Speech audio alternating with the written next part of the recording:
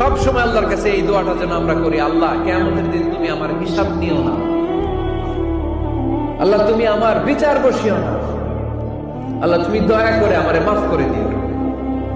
আল্লাহ যার বিচার করবেন ও জাহান্নামে যাবে, আর যার বিচার করবেন না সে জান্নাতে যাবে।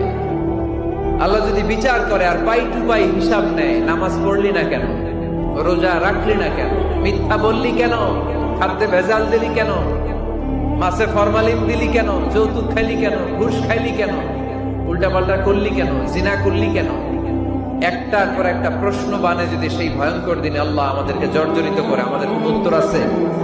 সেদিন আমাদের বাঁচার কোন উপায় আছে? তাই আমরা সবাই আল্লাহর কাছে দোয়া করবো, আল্লাহ কোনো বিচার টিচার মানি না, কোনো বিচার করতে পারবো না, দয়া করবা।